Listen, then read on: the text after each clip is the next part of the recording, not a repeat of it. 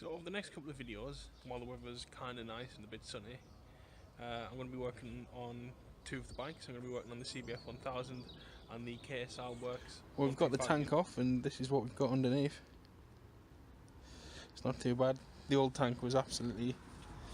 well, the last guy tried to repaint it and I don't really know what what kind of finish that is. That's just really thick black paint. It's not chalk, but he's tried to do a good job, but he just really... So there's a few things I need to do on this bike. The number plate is too small, but it also doesn't have a number plate light because the guys fitted a tail tidy which is taking away all the light and the rear reflector. So I'm going to stick a rear reflector on here and use the holes that mount the number plate onto the bike as little LED lights to light up the plate. He's also replaced it with these LED indicators. They're not too bad. I mean, it's going to do. I'm not going to bother replacing those, but they'll do for now. Maybe put some LED ones on the front to try and match it up a bit. And then another thing they've done, they fitted these plastic sort of wing mirrors with the carbon effect on them. And the main problem I found with these when I rode this bike a couple of weeks ago was you can't adjust this mirror separate from the arm. So when you want to bring it in a little bit, it brings the whole mirror in, and because I'm a wide boy, it just looks at me. So it's not very good. There you go. So they're going to get replaced, and I ordered these ones to replace it with. Slightly a bit bigger, but still that custom kind of style. Because he's replaced everything with these rental bars. He's also stuck on this aftermarket brake reservoir, and the whole thing's a little bit spongy. I'm not too happy with that. Probably bleed it out and see how that goes. The back brake's fine; it's still on its shoes, and the tyres are all fine. So let's see what happens. Let's see what happens.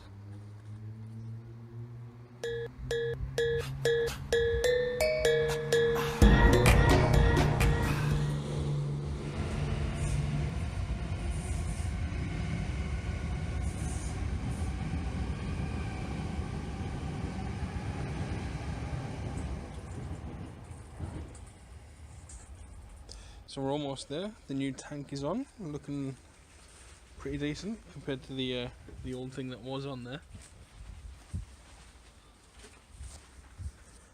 So there's not much left to do. Put the seat back on. Other things need adjusting. One thing that does need sorting out is on this gear lever here. It's a bit wobbly. I've took the bolt out, but it was all worn down, so I need to get another bolt, maybe a washer in there, because it doesn't quite line up, just to stop it wobbling so much. That's how much it wobbles even with the bolt in, so there's not much difference with the bolt out with that. Very loose. But one thing I do like about these bikes, it's just this little, I appreciate this, I like it. That's nice, isn't it? That's nice. Right, let's fire up the beast.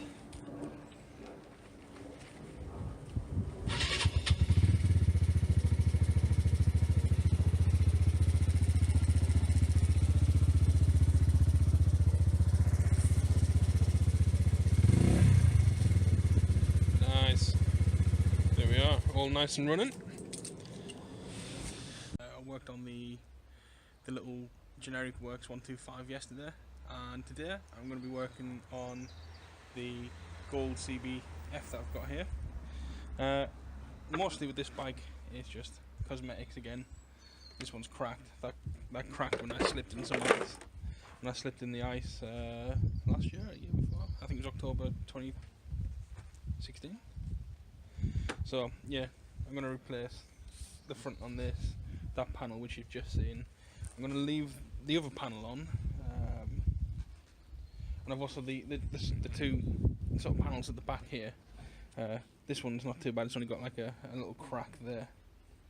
But this one on the other side has a hole where I might have kicked the bike once when it didn't start in the morning.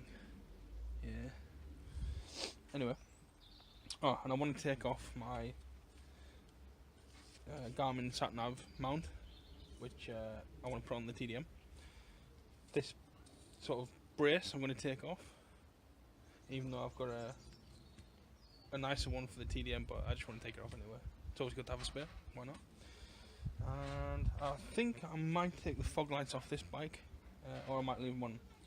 The problem with this bike was there was a lot of electrics were messed about with by the previous owner, who supposedly worked for Rolls-Royce, but his handiwork was not very good. So I need to try and dismantle some of the electrics that have gone a bit askew. So the CBF has an adjustable seat, and all you do to adjust that seat is you take out these bolts here, the two shorter ones, which you need a 6mm Allen key for, and they're saying there's two bigger bolts either side of the frame there, which you just take out, and then the whole frame comes out, and you just push it to whatever height you want. So that was it at the sort of the highest point, and you push it down into the lowest point there. Because I'm setting this bike back to standard, I'm just putting the seat back down. I had it at the highest, so I'm going to put it back down, pull the bolts back in. It's cool, but if you want to adjust on the fly, it's a pain in the arse. It's the same with the screen. The screen's adjustable, but quite literally you have to unbolt them from here, then bolt the screen in a bit higher to move it up and down.